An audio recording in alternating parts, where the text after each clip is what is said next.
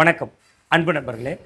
திண்டுக்கல் மாவட்டத்தில் யார் யாருக்கான வெற்றி வாய்ப்பு இருக்குது அப்படிங்கிறத சுருக்கமாகவே இந்த காணொலியில் பார்த்துடலாம். இறுதிக்கட்ட நிலவரம். முதல்ல பழனி சட்டமன்ற தொகுதி. பழனி சட்டமன்ற தொகுதியில் மார்க்சிஸ்ட் சார்பில் என் பாண்டி, அதிமுக சார்பில் ரவி மனோகரன், நாம் தமிழர் கட்சியின் சார்பில் முருகேஸ்வரி, தாவேகா சார்பில் பிரவீன்குமார் ஆகியோர் போட்டி போடுறாங்க.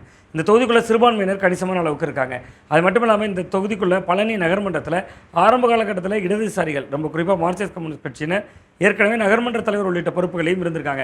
தொகுதிக்குள்ள இருக்கக்கூடிய சிறுபான்மையினர் ஓட்டும் கிட்டத்தட்ட இவர்களுக்கு முழுக்க ஆதரவாக இருக்கக்கூடிய சூழலில் பழனி சட்டமன்ற தொகுதியில் மார்க்சிஸ்ட் கம்யூனிஸ்ட் கட்சி வெற்றி பெறுவதற்கான ஒரு வாய்ப்பு இருக்குது. சிபிஎம் இங்கு கோலோச்சுவதற்கான வாய்ப்பு இருக்கிறது.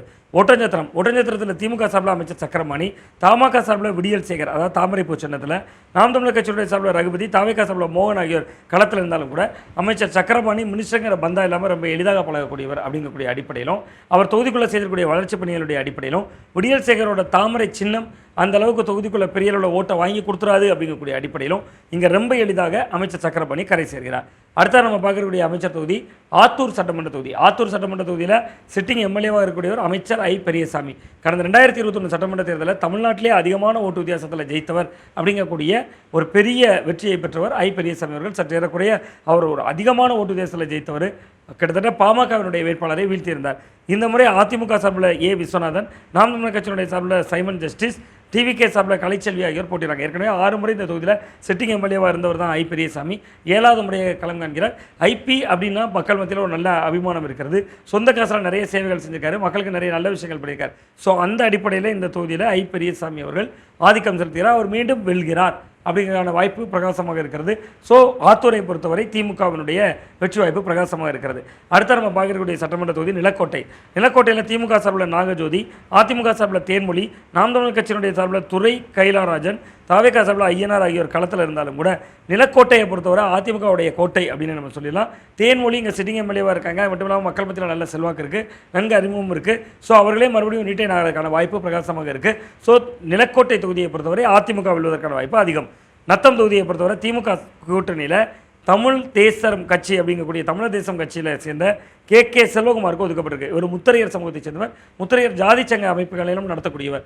அவருக்கு எதிராக அதிமுக சார்பில் நத்தம் விஸ்வநாதன் நிற்கிறாரு. நாம் தமிழர் கட்சியினுடைய சார்பில் அழகம்மாள், டிவிகே சார்பில் ரமேஷ் ஆகியோர் களத்தில் இருக்காங்க. இங்கே வெற்றி பெறுவதற்கான பிரகாசமான வாய்ப்பு என்பது நத்தம் விஸ்வநாதனுக்கு இருக்குது. நத்தம் விஸ்வநாதனுக்கு பொதுவான அனைத்து தரப்பினர் வாக்கம் இருக்குது. ஆனால் செல்வகுமார் அவர்களுக்கு முத்தரையர் ஜாதி சங்கத்தை சேர்ந்தவருங்கிறனால அந்த சமூக மக்களுடைய வாக்கை மட்டுமே நம்பியிருக்கிறார். திமுக கூட்டணிக்குள்ளே இருக்கக்கூடிய திமுகவினரை பெரிய அளவில் வேலை செய்யாமல் சுணக்கம் காட்டக்கூடியதை பார்க்க முடியுது. ஸோ நத்தம் விஸ்வநாதன் இங்கு ரொம்ப எளிதாக கரை செல்வதற்கான வாய்ப்பு பிரகாசமாக இருக்குது. திண்டுக்கல்லை பொறுத்தவரை திமுகவை பொறுத்தவரை ஐபி செந்தில்குமார், ஐ பெரியசாமி அவர்களுடைய பையன், ஏற்கனவே பழனியில் எம்எல்ஏவாக இருந்தவர். இந்த முறை அவரை திண்டுக்கல் சீனிவாசனுக்கு எதிராக திமுக உந்தி தள்ளி களத்தில் நிறுத்தியிருக்காங்க. ஐபி செந்தில்குமார் திமுக சார்பில் போட்டியிடுகிறார். திண்டுக்கல் சீனிவாசன் அதிமுக சார்பில் போட்டியிடுறார். நாம் தமிழர் கட்சியினுடைய சார்பில் முத்தரசி, டிவிகே சார்பில் நசீர் ராஜா ஆகியோர் போட்டிட்டாலும் கூட இந்த தொகுதிக்குள்ளே ஒரு இழுபறி போன்ற தோற்றம் கடுமையான அளவுக்கு தெரிந்தாலும் கூட ஒரு மயிலிறகு அளவில் முந்தி நிற்கிறார் திண்டுக்கல் சீனிவாசன் அவர்கள். 2 பேருமே தொகுதிக்குள்ளே பணத்தை பாய்ச்சிருக்கிறாங்க.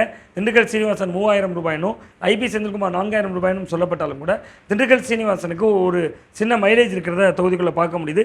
தொடர்ந்து திண்டுக்கல் என்பது ஏறக்குறைய அதிமுகவுடைய கோட்டையாகத்தான் தொடர் வெற்றியை பதிவு செய்யக்கூடிய இடமாக தான் இருந்து வந்திருக்கிறது. அந்த அடிப்படையில் இந்த தொகுதியில் மீண்டும் திண்டுக்கல் சீனிவாசனே ஆதிக்கம் செலுத்துவதற்கான வாய்ப்பு இருக்குது. வேடசந்தூரை பொறுத்தவரை திமுக சார்பில் வீரசாமிநாதன், அதிமுக சார்பில் விபிபி பரமசிவம், நாம் தமிழர் சார்பில் ஹுசேன், தாவேகா சார்பில் நாகஜோதி ஆகியோர் களத்தில் இருக்காங்க.